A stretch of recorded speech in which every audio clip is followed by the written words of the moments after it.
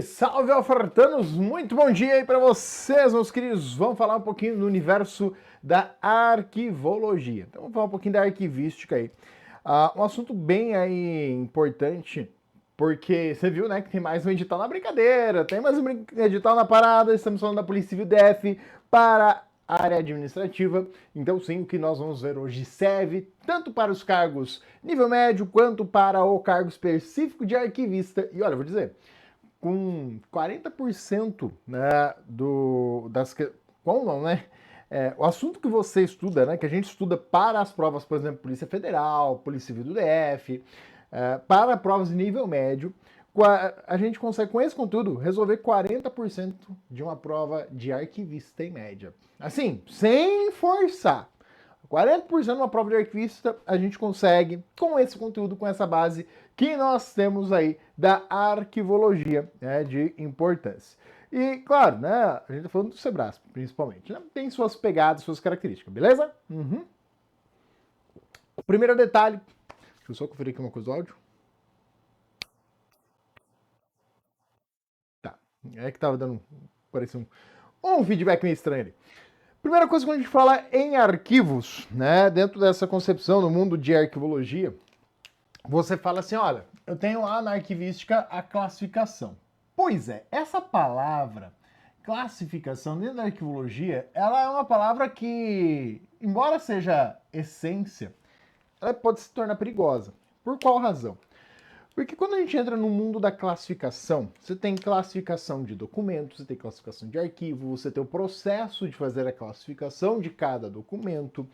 Então, você tem algumas situações. Primeiro passo é fazer essa distinção. Você vai falar assim, olha, eu tenho a classificação. Você tem classificação de arquivo, ou seja, a estrutura, né, do conjunto de documentos que você vai estar tomando, como que ela vai ser tomada.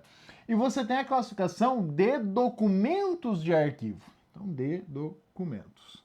Então, são duas prerrogativas iniciais para você ficar atento na hora de responder questão. Por quê? Porque é aqui onde a banca gosta de trabalhar. Ela gosta de bater em cima dessa situação. Ó, estou falando de classificação de arquivo, classificação de documento de arquivo. E é uma expressão que fala classificação de documentos de arquivos. E aí você vai só em arquivo e cai na pegadinha. Então, classificação de documentos é uma coisa, classificação de arquivos é outra. Vamos começar falando aí da classificação de arquivos. Tá? Então, quando você fala assim, ó, de um arquivo, como que é feita, né, essa classificação de arquivos? Deixa eu colocar... Faltou cor aqui, tá, né? Vamos começar falando aí justamente da classificação de arquivo. Quando a gente fala da classificação de arquivos, nós vamos considerar aqui dentro da classificação, primeiro, tem pegadinhas naturalmente nisso, né? A classificação pode ser dada quanto à entidade mantenedora, então, quanto da entidade mantenedora, vou colocar assim, quanto da entidade mantenedora. Então, quem mantém os documentos de arquivo? Essa estrutura que mantém, né, os documentos, ela vai ser analisada ali. Vou listar primeiro, justamente para a gente ficar aquela coisa organizadinha, esquematizada, depois a gente fala a classificação de documentos, mas primeiro vou listar aqui em relação à classificação de arquivos. Né? Quais são as classificações de arquivos que a gente tem? Você pode ter a classificação quanto ao estágio de evolução, então quanto ao estágio de evolução dos documentos. Aqui, em essência, a gente está falando da teoria das três idades. Tá? Então aqui a gente, em essência, vai estar falando disso. A gente falou já na aula passada, que a gente brincou aí sobre o universo arquivística. A gente falou, né, bastante sobre essa questão do estágio, a gente fez esqueminha das três idades, parará. Tá? Então aqui a gente vai falar quais são alguns detalhes importantes aí também. Temos que classificar o arquivo quanto à extensão de sua atuação. Então, quanto à extensão de sua atuação. Quanto à extensão de sua atuação. E temos que classificar arquivos com relação à natureza dos documentos nele contidos. Então, quanto natureza dos documentos. Então, quando a gente fala em classificar o arquivo, a gente fala em classificar olhando para essas premissas, para essas prerrogativas na sua essência. Eu ia mexer no ar-condicionado, mas é que só tá direto aqui, né? Tá fazendo um ventinho para cima e para baixo e aí fica pegando nos pés lá de manhã cedo, aí assim, vai bater 36 graus hoje, já deve estar passando por aí, né? Mais 36 graus. Vamos ver, né? A previsão aqui, pai do céu. Choveu, esfriou, limpou a fumaceira que tava aqui no céu, ficou azulzinho. No dia seguinte, ontem, tava tudo cinza. Cinza assim, parece que tá nublado. Pois é, olha como é que tá essa queimada aí, tá foda. Então, quando a gente fala em relação à natureza, né, cuidar da natureza dos documentos que compõem o arquivo. A gente tem a classificação dos documentos nele presentes. Deixa eu ver o que eu faço aqui, se coloco primeiro em relação à classificação dos documentos ou em relação à classificação desse arquivo. Qual que é a melhor premissa aí? Acho que se eu colocar em relação aos documentos aqui, vai confundir um pouco. Então, vamos falar só da classificação do arquivo, tá? Então, vamos focar na classificação dele, na sua estrutura. Então, vou começar aqui pela entidade mantenedora. Então, primeiro aqui, quanto à entidade. Quanto à entidade. Entidade mantenedora. Aqui vem um ponto. Mantenedora. CESP, né? Direcionando um pouquinho aí para ela por conta do edital aberto, é uma banca que não determina se ela está falando da lei ou se ela está falando da bibliografia. Pois é, esse aqui é um ponto bastante crítico. Se a gente pegar lá o livro da Paz Leite, né, da Marilena, ela vai trazer para gente algumas definições em relação ao arquivo de uma maneira mais detalhada, mais expandida. Se a gente for pegar a lei, são basicamente duas. O arquivo ele é público ou ele é privado. Então, vamos começar pela lei. Tá? Qual lei, professor? De acordo com a lei 8159 de 91, um arquivo ele pode ser definido como público ou privado. Cuidado aqui com as questões Ctrl+C, Ctrl+V. Tá? Aqui você tem que ficar atento com questões que vão ser tomadas ali, cópia do texto de lei e jogadas aqui. Por quê? Um arquivo privado, ele é aquele conjunto de documentos de pessoas físicas ou jurídicas, tá? Então é pessoa física ou jurídica que foram acumulados em decorrência do exercício das suas atividades. Isso é um arquivo privado. Beleza, é texto de lei. O arquivo público, quem que é o conjunto de documentos de natureza pública? É aqui que está a maior pegadinha da CESP. São aqueles produzidos e mantidos, e aí quando a gente fala produzido, é produzido e recebido, tá? Produzido e recebido por instituições públicas, seja municipal, estadual, federal, tá? Isso é independente, no desempenho de suas atividades administrativa, seja ela legislativa, do executivo, do judiciário, né, as três esferas de poderes aí também, né? Então, você tem a questão de esferas públicas e as esferas de poderes dentro dessas esferas públicas. Então, independente dessas situações. Porém, a pegadinha vem aonde? Quando a gente fala que também é documento público, aquele conjunto, também é um arquivo público, aqueles, né, arquivo, em que os documentos são de propriedade, vamos dizer assim, produzidos ou recebidos em instituições privadas, mas que prestam serviços públicos. Isso é muito comum hoje, né? Principalmente quando a gente olha para o terceiro setor, quando você olha para alguns serviços. Eu trabalhei na companhia de tratamento de água, né, aqui do estado. Quando eu trabalhei na companhia, eu aprendi muito a como não mexer com arquivo. Tá? Foram ótimas experiências de como as coisas eram mal feitas. Tá? Esses dias a gente fazendo uma live aí com o John, Eu olhei assim, rapaz, na época dele não fui eu o professor de arquivologia deles, né? Eu falei, rapaz, ele dá aula de processo penal. Aí eu falei, John, processo penal? Arquivologia, meu querido.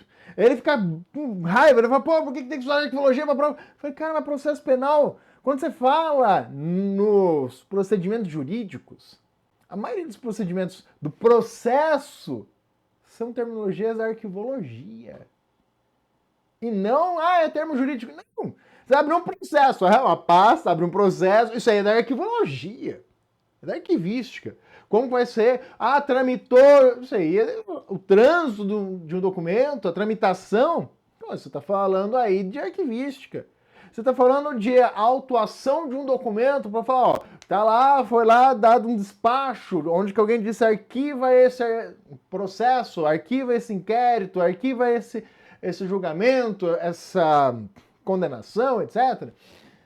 Então, quando você tem o arquivo-se, isso aí é um despacho pela autoridade competente, que ele vai chegar na mão lá depois da parte da arquivologia e falar, beleza, o cara fez o despacho, agora o arquivar de fato compete a gente. Ele deu o despacho, a gente vai estar seguindo aquela tramitação, aquele fluxo natural. Então, quando a gente fala em arquivo público, ou seja, o conjunto de documentos, por mais que você fale assim, pô, mas esses documentos são meus, são da instituição privada. Mas, pela lei, aquele arquivo é público. Então, uma empresa privada, como eu falei no caso, a companhia de tratamento d'água, né? A parte de manutenção, antigamente tinha concurso para fazer, concurso de encanador, para poder fazer ligação de água, fazer instalação de cavalete d'água, né? Bonitinho lá em cada residência, faz todo esse processo, leiturista, era tudo cargo público. Não deixou de ser, mas é terceirizado. Tá? Você tem ali os caras. Tanto que a galera que trabalhava comigo eram os caras que tinham passado para concurso de encanador, eram os antigão que sobrou lá, meia dúzia, e eles eram fiscais. Porque agora você tem uma empresa terceirizada que presta o serviço de manutenção. Só que essa empresa justamente faz o quê? Ela recebe ordens de serviço que partem da companhia de tratamento de água. Então a ordem de serviço parte dela, é entregue diretamente lá para a galera que está na rua. Eles vão cumprir a ordem de serviço e vão pegar essa documentação e devolver com as instruções, com as indicações, documento. Esse é um exemplo. Mas existem outros documentos ali que foram produzidos. Se forem produzidos em razão da execução de uma atividade que eles estavam prestando para a instituição pública, para a empresa pública, no caso, aqueles documentos ali produzidos ou recebidos em razão de uma atividade pública, mesmo que terceirizada, constitui um arquivo público. Então, quanto à entidade mantenedora, esse cara é público. Então, cuidado aqui. Professor, então o que seria privado? Aquele de uma pessoa ou família, aí vem a expansão do conceito, trazido aí em outras obras. Então, aquele produzido por pessoa ou família, pessoa física, jurídica também, que são seus documentos e que não tem relação com a atividade pública, mas que é da instituição privada. Aí vem uma outra coisa lá na frente, que é decretar interesse público. Eu falei decretar propositalmente para você lembrar, quem tem esse poder de declarar que um arquivo privado seja de interesse público? Presidência, né? A presidência, não necessariamente a figura do presidente, né? A presidência da República tem a competência de declarar o interesse público. Só que não chega, e aí uma questão de prova é essa, não chega direto assim pro presidente. Como é que chega? Como é que o presidente fala, é do interesse público? Isso aí vai chegar a ele pelas vias do ministro da Justiça. E aí as variações de nome ao longo, né, de cada governo. Mas em essência da Justiça. Por quê? Porque a arquivística brasileira ela está ali, dentro da parte da Justiça. Os termos, como falei, que você está num processo legal de direito, você está dando um inquérito policial, mas você está falando dos termos da arquivologia. Tá? Então, sim, tem essa pegada. Então, quando a gente fala em arquivística, você está falando, ó, tem os documentos ali que foram produzidos ou recebidos no exercício daquela atividade. Então, pegar um exemplo. Você vai no site do Arquivo Nacional, tem vários arquivos lá que, né, ou está lá, ou está indicado o interesse, né, onde está. E aí é que entram vários conceitos. Primeiro, você vai ter lá a indicação, existe aí esse arquivo que hoje ele é um arquivo que foi declarado como de interesse público, por consequência ele se torna arquivo público. Mas esse arquivo, ele é um arquivo privado originalmente. Exemplo, os arquivos do Niemeyer. Se você pegar os arquivos, né, do Oscar Niemeyer, deu branco agora no primeiro nome, do Niemeyer, porque, se tornou emblemático, fez várias das obras, né, públicas de Brasília e tudo mais. Então, algumas referências aí que você tem. Então, quando você fala do plano ali, da estrutura de Brasília, fazer toda a organização, você tem uma equipe, né? Mas a parte de obras, Niemeyer. Concreto armado, curvado, parará, ele ficou conhecido mundo afora por conta desse molde de arquitetura, né? Esse padrão arquitetônico. Então esses arquivos se tornaram de grande interesse. E esse arquivo está lá, foi declarado então o interesse público do arquivo do Niemeyer. Assim como o da Dercy.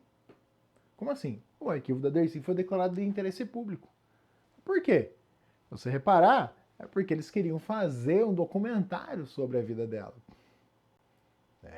Então, para fazer aquele filme documentário, sei lá o que eu posso definir, eles precisavam de dados mais precisos. Então foi aí feito alguma conversa aqui, uma mão lava a outra ali, falou, a gente precisa que seja declarado interesse público daquele arquivo para que a gente possa ter acesso a esses documentos. E aí foi feito isso. E de outras figuras públicas. No caso de Niemeyer é interessante pelo seguinte, a manutenção desses documentos foi entregue ao Arquivo Nacional, como acontece em alguns casos. Beleza, é declarado interesse público, é o arquivo permanente do Executivo Federal, é o Arquivo Nacional também, então entrega lá para ele armazenar esses documentos adequadamente. Bom, pode acontecer isso, ou pode acontecer como o Niemeyer, que é mantido pela Fundação Niemeyer. Então o arquivo, ele é um arquivo público, ele é de interesse público ali declarado sobre ele, porém ele é mantido hoje pela Fundação Niemeyer. Ele é aberto, você pode acessar, e muitos dos documentos você pode acessar ele pela internet. Você pode ir lá acessar o site da Fundação e ter acesso aos arquivos. Dentre esses arquivos, você tem os projetos e os rascunhos do Niemeyer. Você vai pegar ali qual era, muitas vezes olhando para os rascunhos, os rabiscos dele, tem vários, né, documentos ali disso, você vai ver qual que era a inspiração dele para fazer o concreto armado todo cheio de curvas. Fica aí como um ponto de curiosidade. Depois, se você olhar para os rabiscos dele, você irá olhar para os projetos de Brasília com outros olhos. Se bem que às vezes eu acho que você já olhou para aqueles projetos de Brasília com outros olhos. Mas se você olhar os arquivos dela, vai ficar mais claro ainda, tá? Então, o arquivo privado, declarado de interesse público ali, e essa declaração, pergunta de prova é, como é que chega? Primeiro, quem faz? Presidência. Como chega até a presidência? Através do Ministério da Justiça. Como é que chega no Ministério da Justiça? Através do Conselho Nacional de Arquivos. Então, a recomendação, a indicação ali, o Conselho Nacional de Arquivos, ou às vezes o Arquivo Nacional, ali eles fazem troca de figurinhas, chega lá pelo Conselho Nacional de Arquivos para o Ministério da Justiça. A gente tem aqui esse arquivo aqui que foi indicado como uma sugestão para declarar ele como interesse público. E claro, vai depender da presidência fazer isso ou não. Mas isso é importante porque a entidade mantenedora, você percebe ali que eu posso ter um arquivo público que não é mantido por uma instituição pública. É aí que tá a pegadinha. Eu estou com uma instituição privada, mas que presta serviços públicos ou que tem um interesse público declarado sobre ela, que mantém fisicamente os documentos, que tem a guarda física dos documentos. Né? Mas ele é um arquivo público, por consequência, ele deve seguir a Lei 8159 de 91. Então, as regras, os padrões, organizar usando o princípio das três idades, tudo mais, isso aí deve ser seguido. É aí que está a pegada. Então ele deve seguir o princípio das três idades, uma vez que é um arquivo público. Um arquivo privado. Cara, arquivo privado você pode fazer uso dele do jeito que você quiser.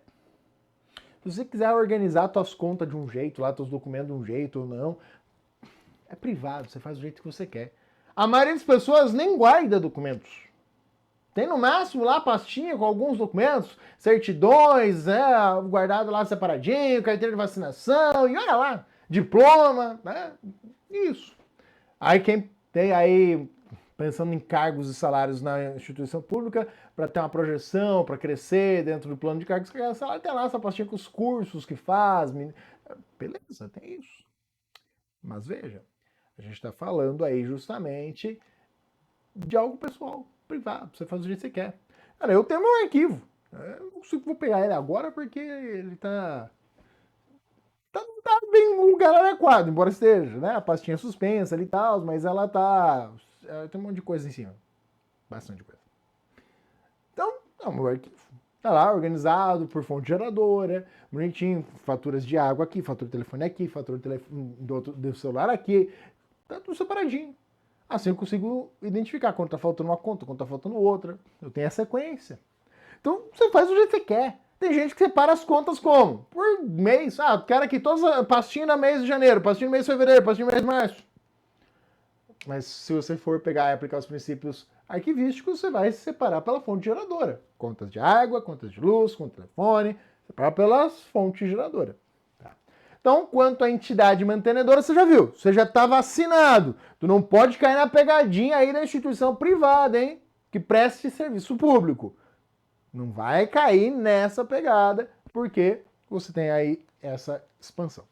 Só que além disso, que é o que está na lei, a gente tem que observar justamente lá a Maria Helena, quando você pega lá, o que ela traz para você com relação aos arquivos, a entidade mantenedora, ela vai classificar o arquivo como arquivo público.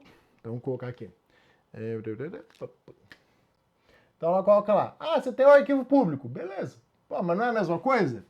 Ela segmenta, ela já deixa de maneira mais expressiva aqui. Ela vai colocar lá, por exemplo, o arquivo público, você tem ele na esfera federal. E aqui no federal existe uma situação. Vamos pegar o exemplo: Polícia Federal, Polícia Rodoviária Federal. Porque você tem um federal centralizado, ou seja, central, e você tem ele também nos setores, nas delegacias, nas superintendências e assim por diante. Então você tem um arquivo setorial. Então, o arquivo federal ele acaba tendo mais essa segmentação. Mas isso também pode acontecer, por exemplo, no estadual, né? Você pega aí Secretaria de Educação. Pô, Secretaria de Educação Estadual, você tem aí em grandes centros urbanos, por exemplo, aqui na minha cidade, você tem a Secretaria de Educação do Estado. Mas não é de todo o Estado. É que pega a cidade e região. Então você tem a secretaria segmentada também. Isso acaba gerando um arquivo setorial, né? Um arquivo separado.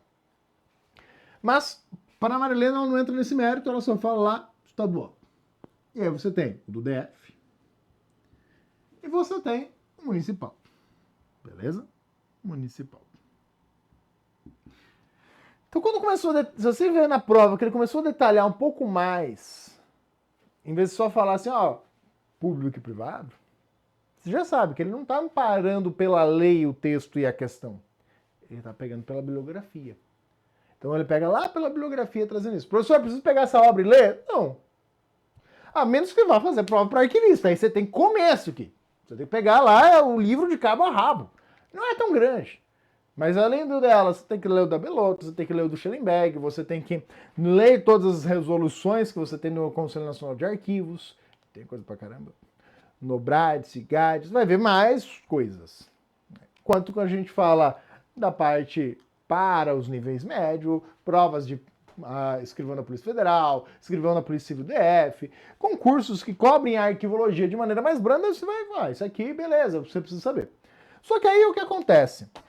Além do público, a gente vai ter uma segmentação do privado. Por quê? Porque ela vai tentar orientar que cada arquivo, que alguns tipos de arquivos privados sigam algumas determinadas padronizações. E é ruim falar padronização, porque quando a gente compara arquivo com biblioteca é justamente uma das diferenças, né? O arquivo ele não é um padrão, ele segue as regras arquivísticas, né? Mas diferente da biblioteca, né? Que toma a biblioteconomia como base. Então você tem aqui os arquivos institucionais. Institucional. O que seria um arquivo institucional? Ele pega aqui instituições educacionais, escolas, por exemplo, não só, né? Instituições educacionais. Antes, né, de mais nada, a gente está falando principalmente, quando a gente toma essa ideia de arquivo, não é só em relação a atividade específica, atividade meio, né? Você está falando da atividade específica principalmente. Porque atividade meio é mais comum, né? Você fala, pô, atividade meio é mais fácil cada um tomar um conjunto de regras, né? Agora, atividade fim, aí você já tem um direcionamento distinto. Atividade meio, você fala, pô, atividade meio tá pronto. Você pega lá, vai, acessa o site lá do Conselho Nacional de Arquivo, as diretrizes para atividade meio tá pronta. E aí, isso a gente está falando sempre na esfera federal. Tá? Para o Executivo Federal, está pronto das atividades meio, está lá. É usar. Né? Principalmente a questão da tabela de temporalidade de avaliação de documentos, está pronto. Agora, para atividade fim, a gente tem que olhar com mais atenção. Então aqui você tem um conjunto de documentos que, pô, todas as instituições de ensino, você tem lá a pastinha do aluno, né? O histórico escolar do aluno. Então, olha com essa perspectiva, olha, nesse quesito deveria ter uma organização. São documentos, né? Não é o mesmo documento, mas é comum a gente encontrar documentos daquele tipo ali. O que acontece também quando a gente fala em igrejas. Sim, ela separa aqui os documentos de igrejas nessa concepção. O que são instituições? E que tem um padrão de documentação, conjunto de documentos. Corporações não lucrativas, também ela coloca aqui. Não lucrativas. Por quê? Ora, quando você vai ter aí um processo judicial, alguma coisa do gênero, você espera encontrar determinados documentos dentro daquela instituição para comprovar que ela é uma instituição que não tenha fins lucrativos. Então, é para ter essa percepção. Sociedades, por exemplo, e associação. Pô, você vai abrir uma sociedade, você vai abrir uma associação, você tem uma situação, você tem um padrão. Sociedades e associação é associações. Tá um branco às vezes quando a gente. Rapaz, quando a gente não dorme bem. Quando a gente dorme pouco. Com criança é comum acontecer isso, né? Então, você já sabe, tá estudando aí, é sempre bom reforçar aquele estudo. Às vezes, assim, eu sou, pai, é difícil e tal. Eu te entendo. Dorme pouco, não rende, às vezes tudo. Às vezes a melhor coisa que tu faz é, vamos parar, sentar, né? Falar, hoje eu vou dormir mais cedo. Descansa. Ou tira uma soneca à tarde, ou volta às origens da humanidade e volta a aplicar o primo sono. Sim, isso é da natureza humana. A gente tinha muito isso, a questão do sono polifásico. Então, claro, primeiro, né, você tem que lembrar que a iluminação, né, ela mudou muito da nossa rotina, né, o nosso ciclo circadiano. Mas, humanos, escurecia, todo mundo ia pra dentro, jantava, né, se arrumava, e a galera juntava e dormia. Mas era um dormir, sabe como funcionava? A galera se juntava. Primeiro a questão dos quartos e tal. Juntava todo mundo lá na mesma cama, sem visita, inclusive, que chegava lá pra visitar e tal. Tá todo mundo reunidão lá. Aí de repente dava lá sei lá, umas 7, 8 horas da noite. Tudo escuro já, né? Aí a galera já tinha comido e tal. Aí, pá, com a roupa que tava lá, fazendo social, pá, e tava dormindo tudo junto. É tipo uma comuna ali, um som comum. Pois é, esse era o primo sono. Era o primeiro sono. Foi identificado aí a partir de estudos científicos, em alguns registros, menções a ele, porque é uma coisa cultural que se perdeu, em parte por conta da iluminação e outra parte por conta da segurança pública. Sim. Porque você tinha esse primeiro sono. É aquele primeiro ciclo, né, que você tem até o sono REM, e aí você desperta. A galera despertava. Às vezes você se pega fazendo isso. Pô, professor, às vezes dormi, tirei lá para 1 hora de sono, 40 minutos, às vezes um pouco mais, às vezes dá 1 hora e meia de sono, aí a galera acorda. E nesse tempo eles ficavam acordados 2, 3 horas, conversando.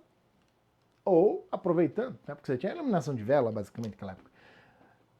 Costura, né? O pessoal fazia as atividades mais domésticas ali, coisas que precisavam ser feitas dentro de casa, porque estava escuro, não ia para fora, né? Fazia essas coisas dentro de casa. Para depois, então, cada um ir lá, arrumar o seu cantinho e ir dormir o resto. Sabe quando você ouve algumas referências antigas falando da hora da vigília? É essa hora, depois do primeiro sono ali, ó. Que é a hora onde que costumava ter bastante problemas de segurança.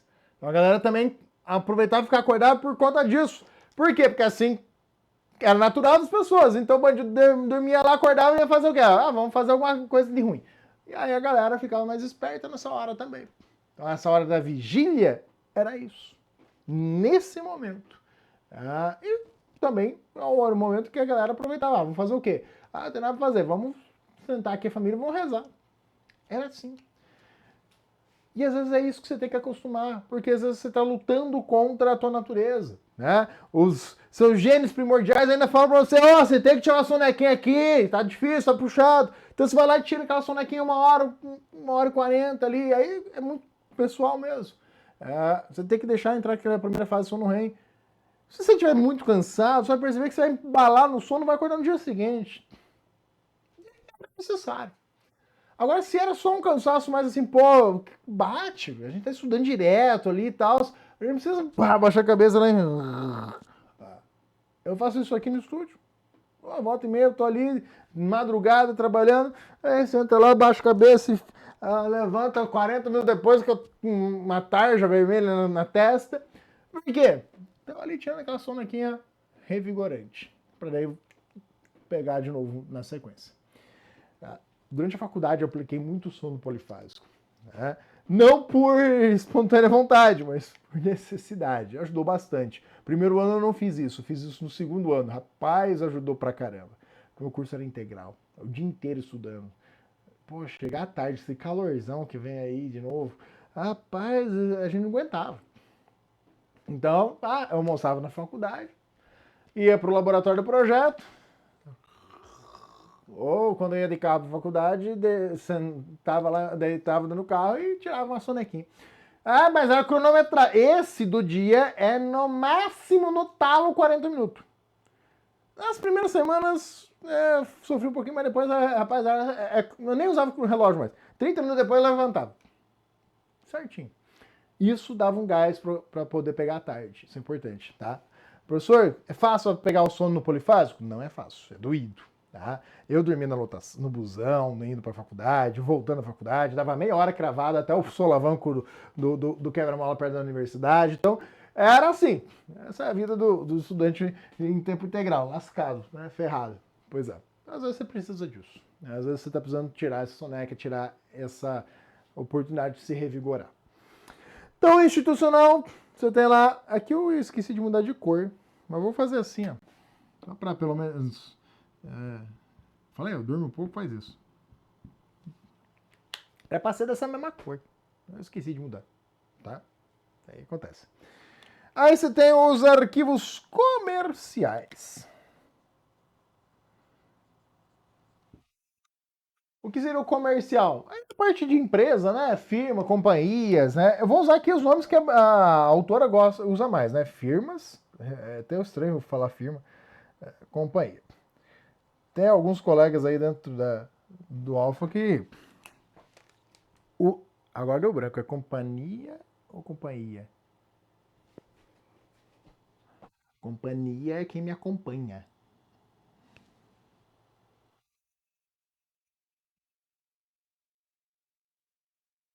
Tá certo. Tá. Vou colocar só um Szinho aqui no final pra qualquer coisa dar uma disfarçada. As coisas acontecem quando a gente dorme pouco, né? TDAH soma com baixa até dislexia, né, nessas horas. Então, quando você fala em comercial, então tem os colegas aí que falam, vou lá pra firma hoje. Hoje não vou, hoje fico trabalhando de casa. Eu falo, que firma, mano? Tá, mas é padrão, né? Algumas situações. E a Paz vai falar daquele privado também, ela vai colocar numa caixinha separada o arquivo de família ou pessoa.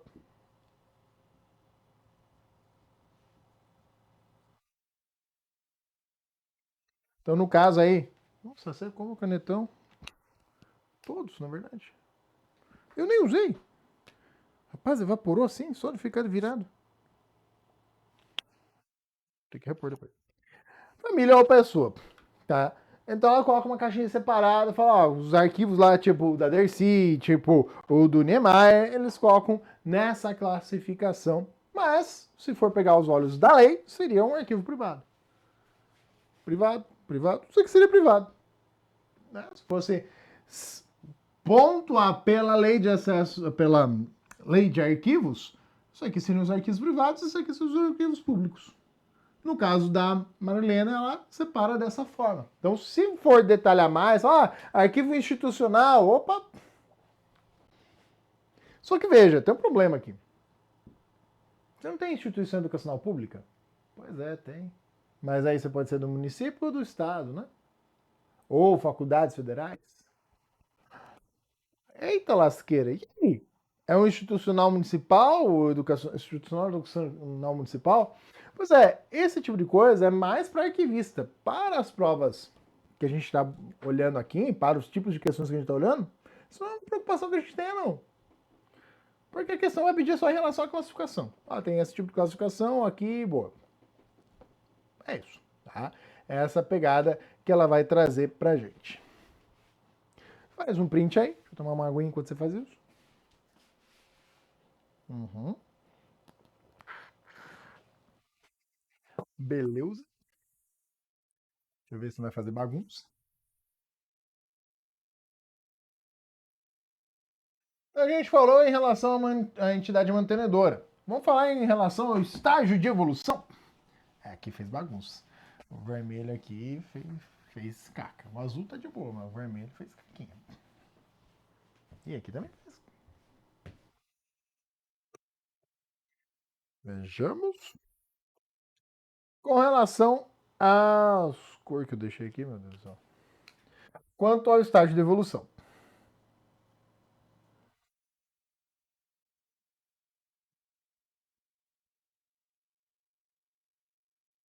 Estágio de evolução, a gente vai pegar também a lei. Pô, não precisava nem ter apagado, né? 8159 de 91. Que vai trazer aqui para nós o arquivo de primeira idade,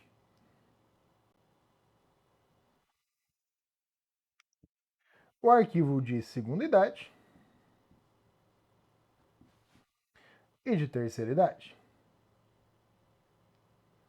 Então a teoria das idades é aqui, dentro da lei de arquivo. Só que, na lei, de maneira mais pontual e precisa, tu vai encontrar lá escrito como: a primeira idade é quem? É o arquivo corrente. É a primeira idade do ciclo vital, do ciclo de vida dos documentos de arquivo, ou seja, na evolução. O de segunda idade é o arquivo intermediário.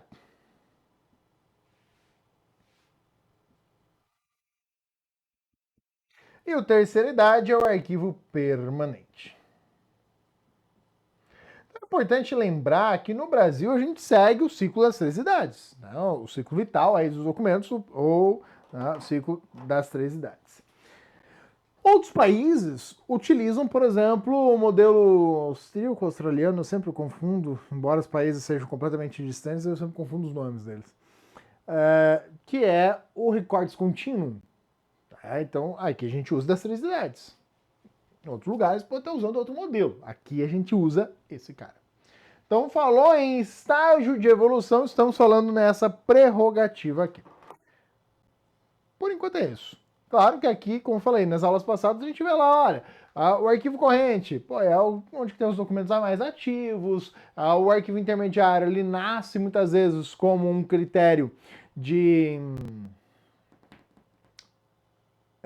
economicidade, para que os documentos falem, eu economizar espaço, porque o arquivo corrente, vou pegar um exemplo ali em São Paulo, a sede da Receita Federal em São Paulo, uma das, eu acho que é uma, né? Mas uma das principais ali do Parque da Paulista, uma quadra paulista.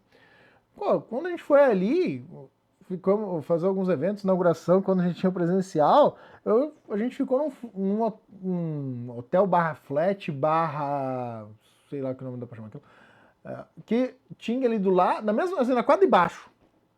que era de 24 metros quadrados.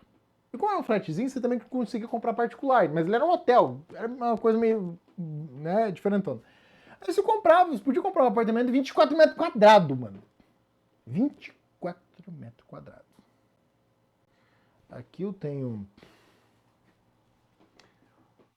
3,80 por 3. Por 3 não, por 2,5. Só aqui no estúdio. No apartamento de 24 metros quadrados, maluco. Contando banheiro, cozinha, parará, parará. É pequeno. Quanto? Pô, na época, era tipo, quando construí quase era 600 mil, isso aqui. O preço do metro quadrado ali era absurdo. É isso que era o meu interesse, saber qual era o preço do metro quadrado.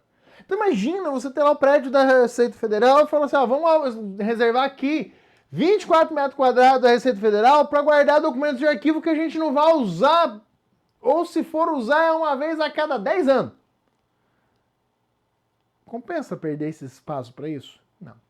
Então esses documentos que não vão ser tão usados, posso mandar para outro lugar físico.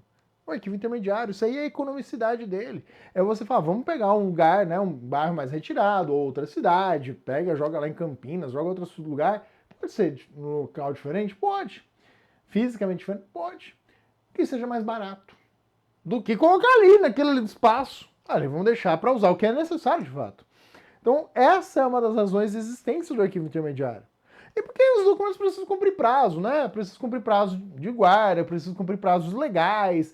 E às vezes a gente só tem que estar lá por causa disso. Ah, tá cumprindo prazo. Terminou o prazo, ninguém encheu o saco, ninguém falou. Beleza, segue. Para onde? Para eliminação ou para o recolhimento para o arquivo permanente, que também pode ser em outro lugar, né? Fisicamente. Mas a gente tem que ter cuidado aí com essa demanda. Arquivo corrente é na própria instituição. O intermediário e corrente, embora o intermediário esteja, né, possa ser em outro prédio, em outra localidade, o arquivo e o arquivo corrente intermediário, eles são aqueles que atendem à administração, ou seja, são aqueles documentos que podem ser utilizados ou estão em constante uso, no caso do corrente, pela administração. Pô, professor, sou alguém de fora. Lei de Acesso à Informação, 12527 de 2011. Posso requisitar acesso a documentos públicos? Sim.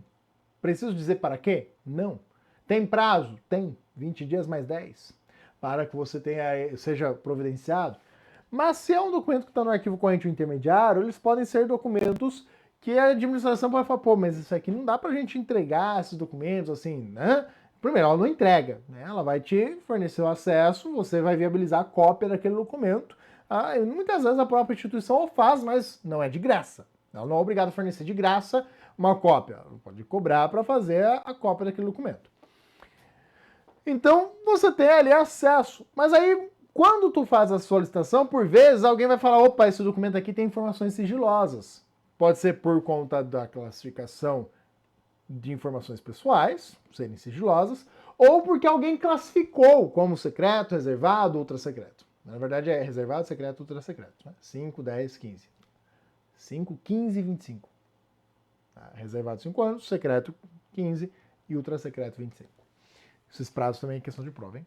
Então, isso aí eu posso encontrar aqui. Ah, se o documento está classificado como sigiloso, independente do grau de sigilo, ou ele está no arquivo corrente ou ele está no arquivo intermediário. Jamais você vai ter arquivos sigilosos no arquivo permanente. Porque se está no arquivo permanente, ele é de acesso público, ele é aberto. Então qualquer um pode chegar lá, não precisa nem fazer requisição, é só chegar lá e procurar o documento. Tá? Então, detalhes. Lembra que a ideia do arquivo permanente é atender a história, a humanidade, pesquisadores que vão contar ali, usar aquilo ali para replicar aqueles dados. Então entra nessa linha aí. Em relação à sua... Fala da natureza do documento, que é um pouquinho melhor aqui. Né? Quanto à natureza dos documentos. Quanto à natureza dos documentos. Aqui é interessante. Por quê? Com relação à natureza dos documentos, um arquivo ele pode ser classificado como um arquivo especial, tá? Então a gente, primeiro cuidado, é não confundir com a natureza do assunto. Natureza do assunto é classificação de documento. Natureza do assunto é dizer se o documento ele é ostensivo ou é sigiloso. Isso aí é do documento. Cada documento eu vou olhar lá. Classificação deste documento quanto à natureza do assunto dele. Ostensivo ou sigiloso. Isso aí é classificação de arquivo, de documento. Documento a documento eu vou fazer essa classificação. Aqui a gente está falando do conjunto de documentos. Então, quando a gente fala da natureza do assunto, né, dos documentos, a gente está falando de duas características que podem ser concomitantes. Você está falando aqui do arquivo que vai ser especial, ou você também está falando de um arquivo especializado.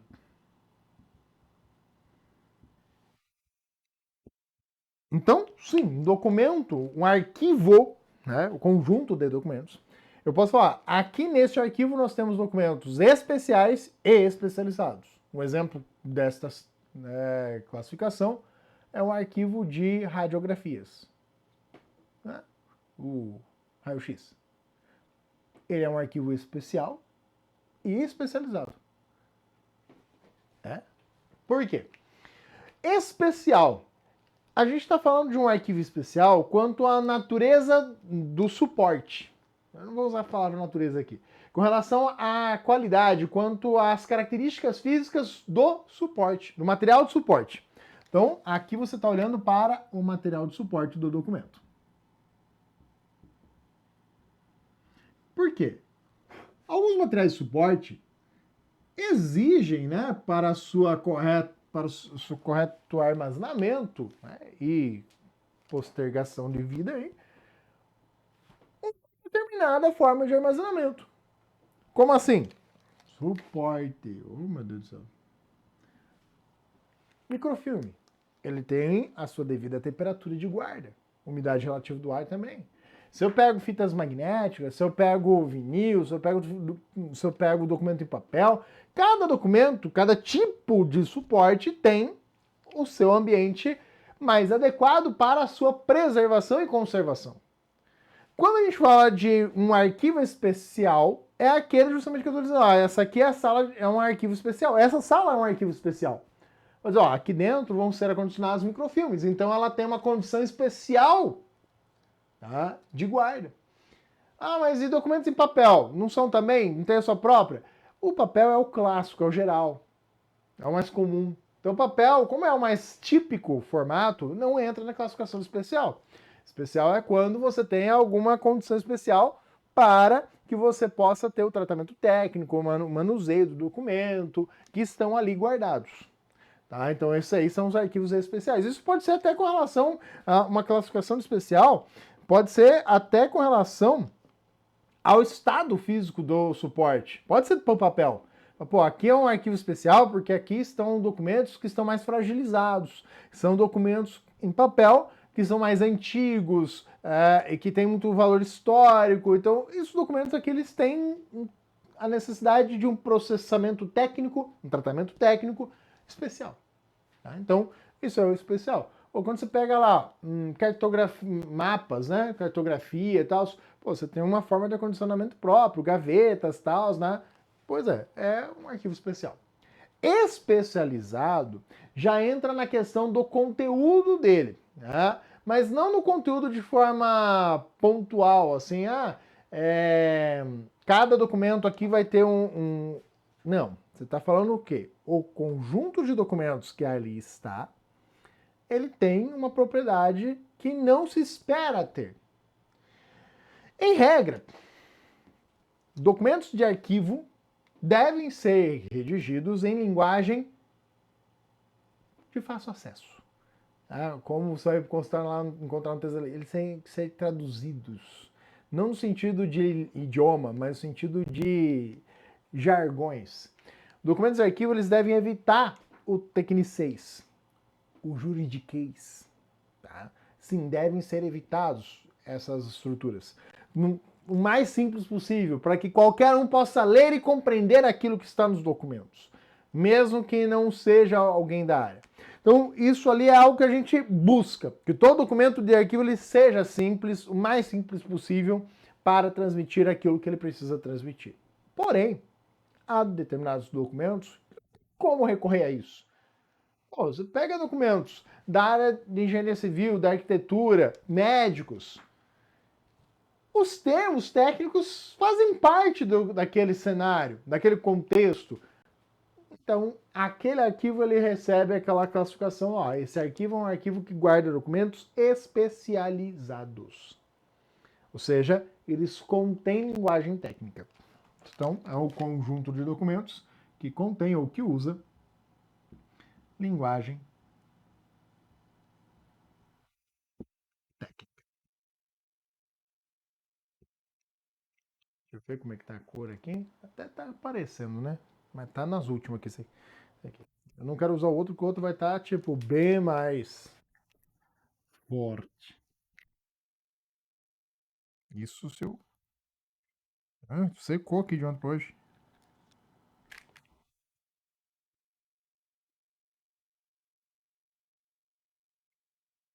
Não tem linguagem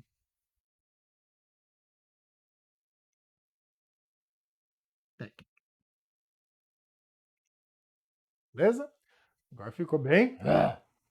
Então, o arquivo, ele pode ser especial e especializado. Como falei, um arquivo médico, onde você tem lá documentos daquela natureza, mapas, plantas que vão estar sendo guardados ali, também tem essa estrutura. Agora você vai perceber em relação à classificação quanto à área a sua extensão de atuação. Então, quanto à extensão de atuação, que tem uma correlação, né, entre a entidade mantenedora pela perspectiva da paz com a relação à área quanto à extensão de atuação. Extensão de atuação.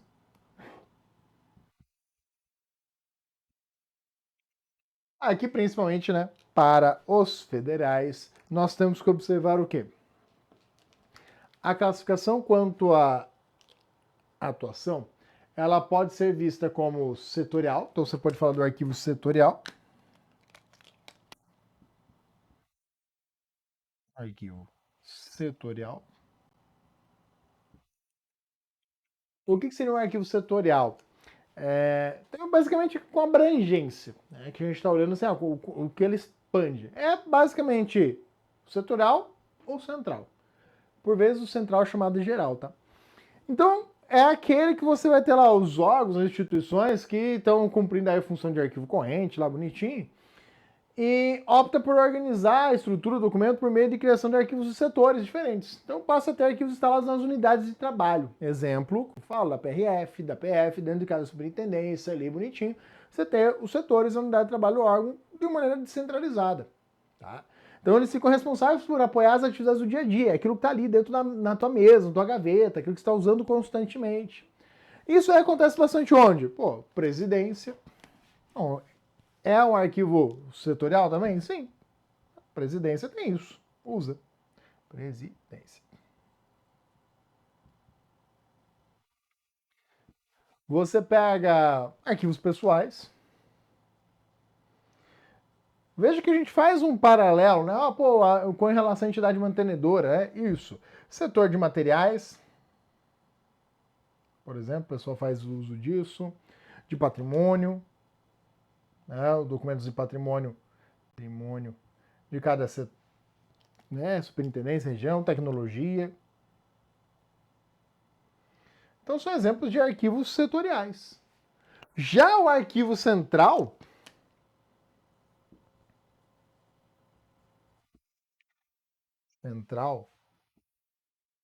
é que geral, normalmente, quando você fala assim, eu quero falar do todo, né, e sem segmentar, mas é que às vezes eles colocam isso dentro do central. Né? Então, é aquele que vai estar recebendo os documentos correntes de outros órgãos e setores que integram a estrutura. Então, como você fala assim, eu tenho vários postos da polícia, várias delegacias da Polícia Federal, mas eu tenho aquele que centraliza aqueles documentos, que ele vai estar recebendo os documentos em arquivo corrente. Por quê? Se a gente for parar para pensar no arquivo intermediário, pode ser central ou setorial. O arquivo permanente, normalmente, ele é centralizado. Ou seja, você tem lá os documentos de um mesmo fundo vão estar no mesmo arquivo permanente. Eu não posso ter documento de um fundo está em um prédio, numa localidade, e o resto dos documentos do mesmo fundo está em outro lugar. Não pode, tem que estar no mesmo lugar. Mas eu posso ter mais de um prédio de arquivo permanente. Mas do mesmo fundo tem que estar no mesmo lugar. Então, você está olhando mais para essa ideia. O corrente, normalmente, é um arquivo setorial, que você acaba olhando.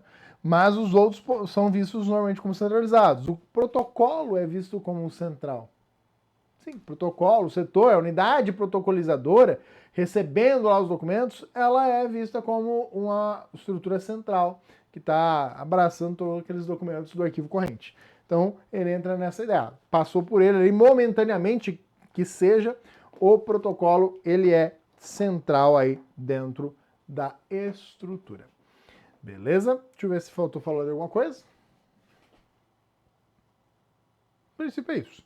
É claro, não aprofundei tanto ali, onde que caberia mais aprofundamento, seria falar aí em relação às idades, né? Com relação à extensão, porque a gente já falou em outra aula. Então faz aí aquele seu print maroto. Complementando aí, com relação aos estágios de evolução de um documento de arquivo, né? Em relação a isso e esses outros aspectos. Professor, a arquivística é decorar boa parte dos conceitos, mas não cair nas pegadinhas, como eu direcionei você, principalmente em relação à entidade mantenedora, eu acho que é onde que mais tem pegadinha aqui. Aqui já são questões que não entram nessa perspectiva, tá? A gente fala da questão de estudar aqui, não. No estágio de evolução, são questões que não entram muito nessa pegada. Ela vai mais na própria teoria das três idades, na essência da teoria das três idades. Então, é um formato de questão mais característico. Por isso que eu não entrei tanto no mérito. É da forma como a gente trabalhou em outras aulas. Que é mais cobrado, mas aqui tem que ter a concepção base, tá? Para poder fechar e amarrar uma coisa com a outra. Beleza? Meus queridos, ficamos por aqui. Espero encontrar vocês segunda-feira, tem mais. A gente vai falar mais um pouquinho aí de arquivologia também, acho que é na segunda, na terça. Semana que vem a gente vai se ver bastante semana que vem, tá? Então, um bom fim de semana para vocês e até a próxima. Valeu!